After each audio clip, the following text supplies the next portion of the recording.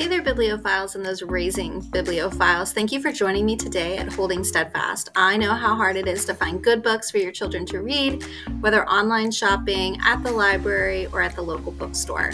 My hope is to make that aspect of your life a little bit easier. And today's book review is Raising Dragons by Bryan Davis. So, Raising Dragons by Bryan Davis is book one in the Dragons in Our Midst series. This is a highly engaging story for fantasy readers and those who are enamored with dragons and King Arthur's folklore. Finding good fantasy for Christian readers, or Christian fantasy if you want to put it that way, is very difficult to find. So there are some elements in this book that have sort of that idea of fantasy, not quite magic per se, but we do have Merlin and we do have some mythological tie-ins and the idea of all kinds of stuff that's in the story, and a book that reveals itself along the way within the series. And I'll get into more of that with the second book. But this book opens up with Merlin's riddle and then jumps right into a day that Billy Bannister is experiencing. And he is the young protagonist of the story, at least one of them. Billy is opening up in the story with a dream, and he's awakened from the disturbing nature of his dream. On his way to the school bus, a mysterious car is following him, and then a driver tries to get a hold of him, and Billy, fortunately, he makes it onto the bus on time, and this is a very strange start to a day. While he's at school, his day does not improve. He's quickly involved in some trouble, and he gets accused of setting the school fire alarm off. So he is somewhat responsible, but it all started because one of his classmates, Adam Lark, is trying to set the alarm off itself, and Billy is suspended from school for 3 days. Meanwhile, Billy hasn't been feeling completely normal. In fact, he has what people call dragon breath. At least that's what his classmates say, but it isn't that far from the truth. Billy doesn't understand what's happening to him, and he's fearful to tell his parents. So when he is suspended, he sort of sneaks back home. And when he's there, he overhears his parents speaking. And more is going on than he really realizes. Billy's father, a short while later, does reveal the truth to him. Billy is part dragon, so the dragon breath isn't pretty far off. This is where the story goes back in time to relay the events of his father's transformation from a dragon to a human, and a means to protect the good dragons from dragon slayers during the time of King Arthur. Despite the reasons for Billy's changes being revealed, he is devastated by the ruse that his parents have been keeping for him from so long, and he really struggles throughout the book between his love for his father and the devastation at the lie that he's lived for so long. Billy is not the only half-breed dragon in town. Another character, Bonnie, is also part dragon, only she has dragon wings that she's hiding.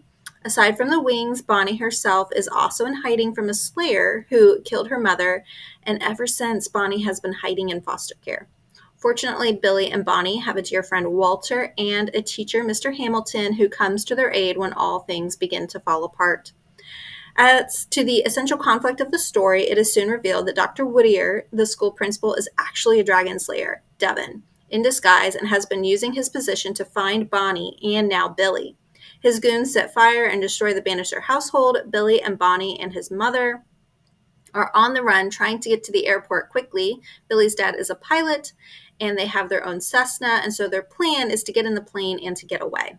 All seems to be going well, but shortly after taking flight, Dr. Whittier is discovered to be hiding on the plane. He shoots Billy's father and jumps from the plane with Bonnie as the plane is going down for a crash landing. Billy and his mother grab the only parachute that is on board, and they jump from the plane before it crashes. Billy's father was still on board at the time that the plane crashes.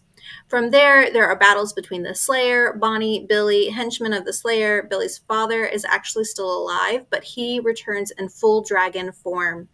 And there's a search in the wilderness, there's more kidnapping, and so much more. Tons of action and intrigue that are going to make the pages of this novel just fly by.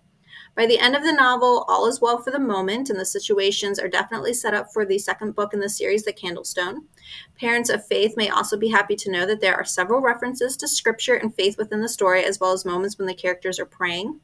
There are a few things of worthy note in the book. On page 50, there is a reference to using the internet, searching for information. I only bring this up as a noteworthy point because it's good to follow up and remind your readers that about their use of the internet.